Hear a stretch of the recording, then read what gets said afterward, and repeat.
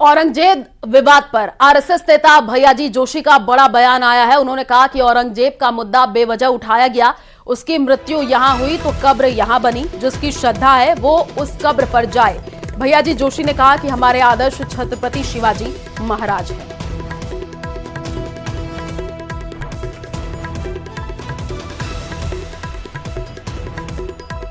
तो ये बड़ी खबर इस वक्त की आपको बता रहे हैं, हमारे आदर्श छत्रपति शिवाजी महाराज भैयाजी की तरफ से ये कहा गया। औरंगजेब पर आरएसएस नेता भैयाजी जोशी ने ये कहा है। देखिए, औरंगजेब का अनावश्यक विषय उठाया गया है। एक है, उसकी मृत्यु यहाँ हुई तो कब्र यहाँ बनी हुई है, कोई श्रद्धा है वो जाएंगे।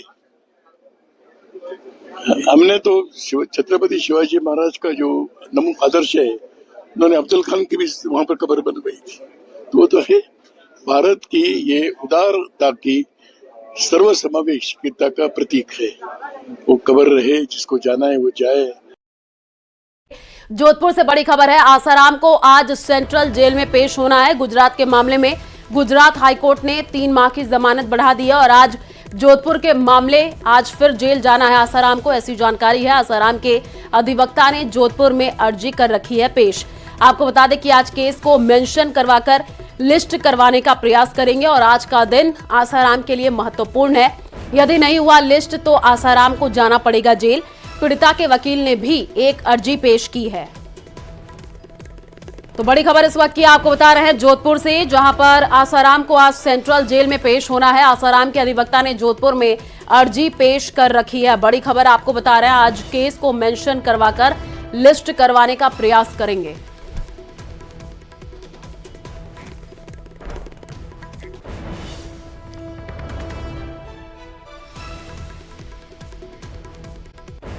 यूपी से एमपी तक और ईद पर विवाद खड़ा करने की कोशिश की गई। आखिर क्यों ईद पर फिलिस्तीन की याद आई?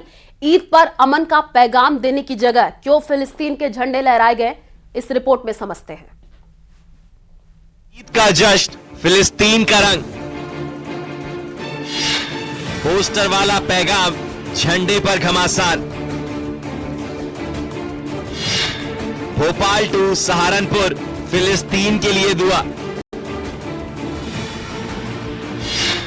भाईचारे का त्योहार, सियासत की क्या दरकार?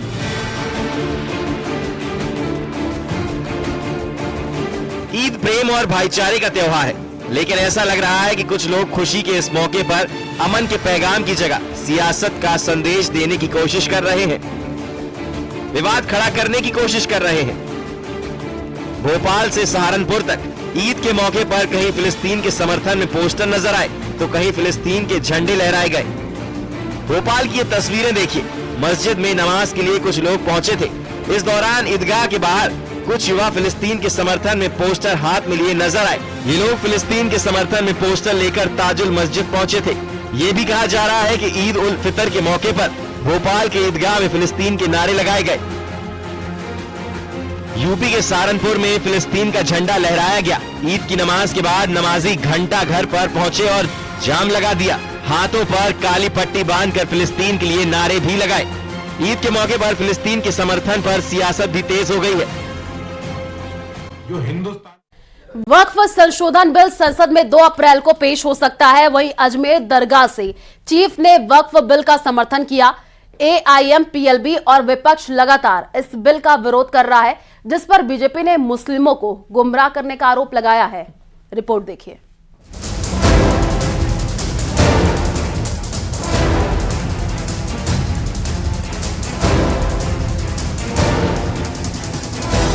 वक्फ संशोधन बिल संसद में 2 अप्रैल को पेश हो सकता है। मोदी सरकार 2 अप्रैल को संसद में बिल पेश कर सकती है। बिल का मुस्लिम संगठन समेत विपक्ष विरोध कर रहा है। वहीं AIM-PLB ने नीतीश कुमार और चंद्रबाबू नायडू से बिल का समर्थन न करने की अपील की।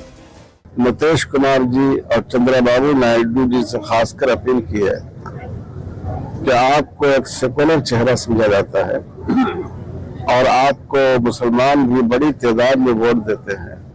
आपकी जिम्मेदारी है कि मुसलमानों के साथ होने वाली इस नाइंसाफी का साथ नहीं दें। वहीं अजमेर दरगाह से चीफ ने वक्फ बिल का समर्थन किया। उन्होंने कहा कि वक्फ बिल में संशोधन समय की मांग है कि वक्फ में अमेंडमेंट की जरूरत है।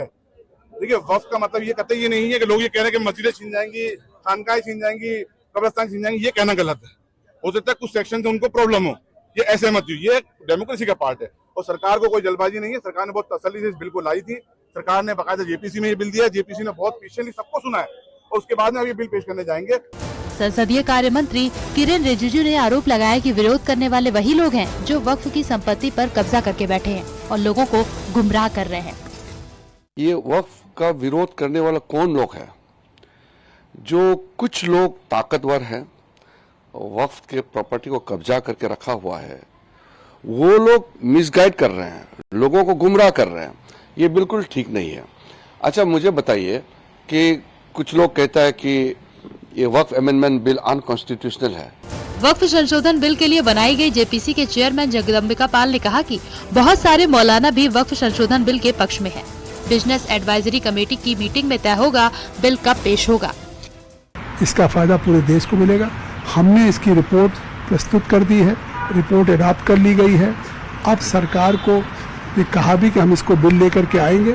अब बिजनेस एडवाइजरी कमेटी स्पीकर साहब की अध्यक्षता में है। अगले 4 दिन में जब एजेंडा फिक्स कर देंगे तो सरकार बिल लेके आएगी, पास होगी। ईद के मौके पर वक्फ का विरोध करने वालों पर बीजेपी नेता शहनवाज हुसैन ने कहा कि अगर सियासत करनी है तो जंतर मंतर जाइए। मस्जिद इबादत की जगह है, सियासत की नहीं। इबादत में सियासत की गुंजाइश नहीं है। अगर आपको सियासत करना है तो जाओ जंतर मंतर। मस्जिद में आगे काला पट्टी बांधना ये इबादत नहीं है, ये सियासत है, क्योंकि गुमराह कर रहे हो सरकार के खिलाफ। वक्फ संशोधन बिल संसद के पिछले सत्र में लोकसभा में पेश किया गया था। विपक्षी सदस्यों के भारी हंगामे के चलते बिल को जेपीसी के पास भेज दिया गया। वक्फ बिल को लेकर बीजेपी सांसद जगदम्बिका पाल की अगुवाई में जेपीसी गठित की गई थी। अब इसे संशोधन के साथ 2 अप्रैल को सदन में फिर से पेश किया जा सकता है। न्यूज़ 18 के लिए ब्यूरो रिपोर्ट।